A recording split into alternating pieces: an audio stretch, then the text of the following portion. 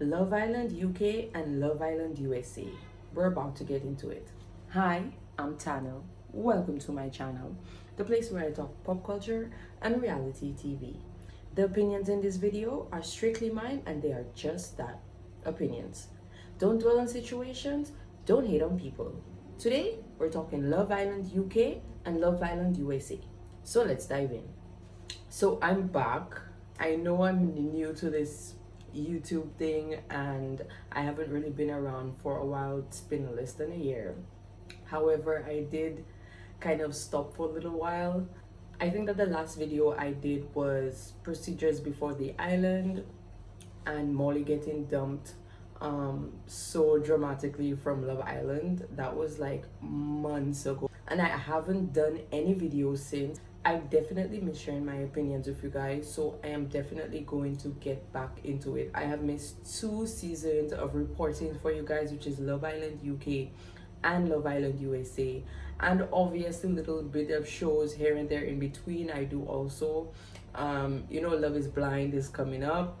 Right now there's Too Hot to Handle, so there's a lot of dating reality shows that I like to report on, and some are coming up, some are just finishing, but there's definitely other stuff that I want to do on my channel, like mini series of like the story of maybe like a certain model or a certain person that I'm really interested in.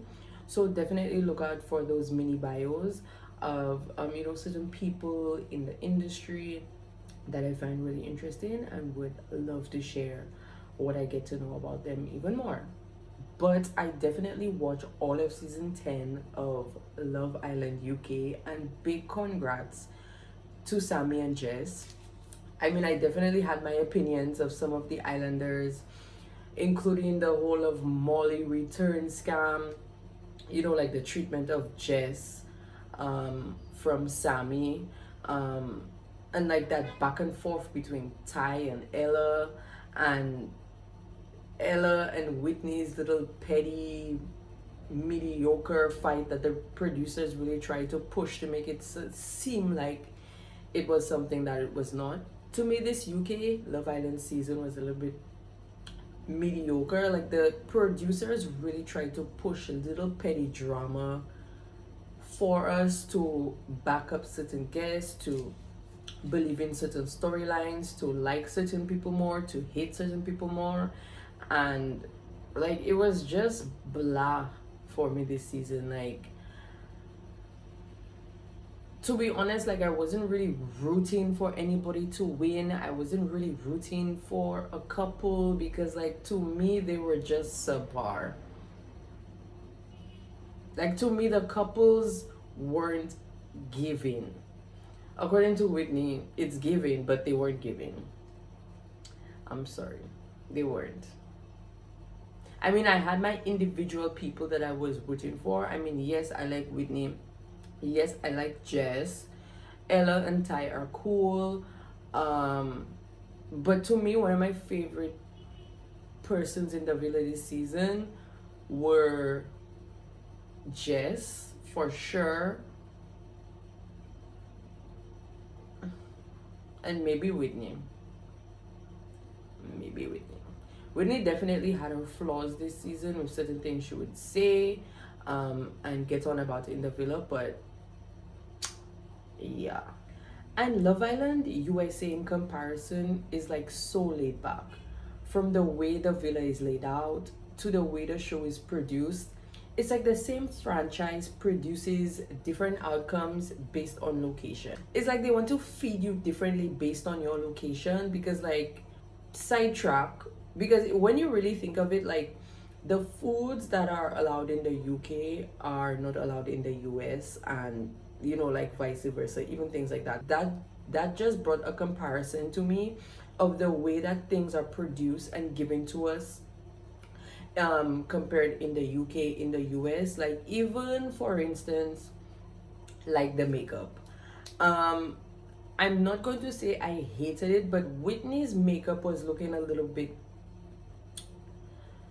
what's the word that I'm looking for? Powdered.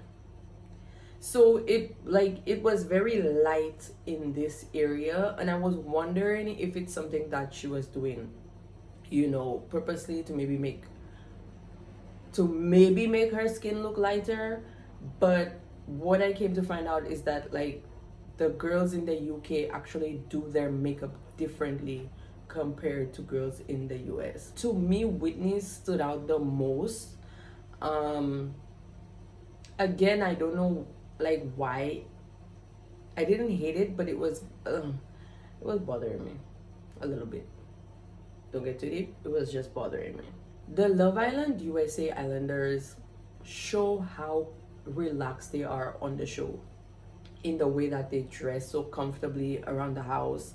Like whereas the UK, you're being shown more sex appeal and vulnerability. Being the original trendsetter for Love Island, it's like they have this persona that they push with them being, you know, like Love Island compared to the other franchises in different countries. Love Island UK is just like it has its pros and its cons. That's why it's different, and that's why the show is what it is. Um I wouldn't say I love Love Island USA more. I would just say that it's just like totally different. As I started watching Love Island USA, I was intrigued and I wanted to finish the season. Like ritually, how I would sit down and watch Love Island UK. However, that was just not the case because I mean, like, work and life was consuming me, and I wanted to sit and catch up and so on, which I did. I started catching up on some episodes, um, and I couldn't find one or two episodes here and there, but then I did catch up with a few episodes, and then like you know, going scrolling on social media, you're seeing like you know the winners announced. You see when you follow pages, you see different things about these shows being posted, right? So you know, scrolling, I saw who the winners were. I saw things about Casa Amor and stuff like that, and then it's like at that point I just didn't want to watch the season anymore because I'm like, okay, I already know who's going to win. So it's like, do I really want to sit and watch this after, like, you know, they just kind of kill the vibe? It's like, you know, when you're watching a movie and somebody's sitting right next to you and telling you basically everything that's going to happen next. Yeah, that's what it was like. And then at that point I was just kind of turned off in watching it. But maybe at some future point I will catch up, but this season was just a blah for me. Last season though, Love Island USA last season, I like that one. This one had some characters though. Like this season had some characters. I just didn't ride the wave all the way through. So as we wrap up the Love Island summer seasons for the UK and the US, we move into the fall, where other shows like now like Too Hot to Handle, Love is Blind will be coming up. And then we also have Love Island winter seasons. But wait, Love Island All Stars will be airing this winter season. There will not be a regular Love Island this season. It will be Love Island All Stars this winter.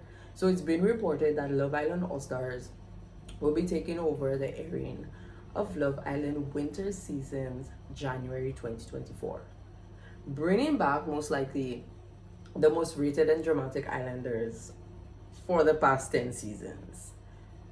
So we definitely have some months to go, but I think hopefully this one is going to be most likely one of the best Love Island seasons. So we will keep an eye out to see who the cast members will be for this season. But I think I'm definitely looking forward to this season.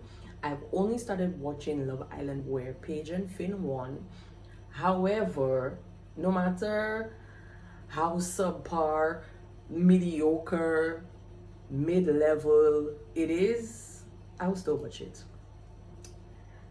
I would still watch it no matter how much I think I sit here and just beat my ass to the producers, what they do, what they don't, what they have to do, what they don't. I will still watch Love Island. So don't hate me. All this shit I talk, Don't hate me, it's just shit. I'm just talking shit. So I'm back, so definitely keep on the lookout for more content coming from me. I will be posting a little bit more frequently as I do have a little bit more time to do so. So bye, I'm Tana. Thanks for checking my channel. Bye, I'm Tana. Thanks for checking my channel. Do subscribe, and I will see you on the next one.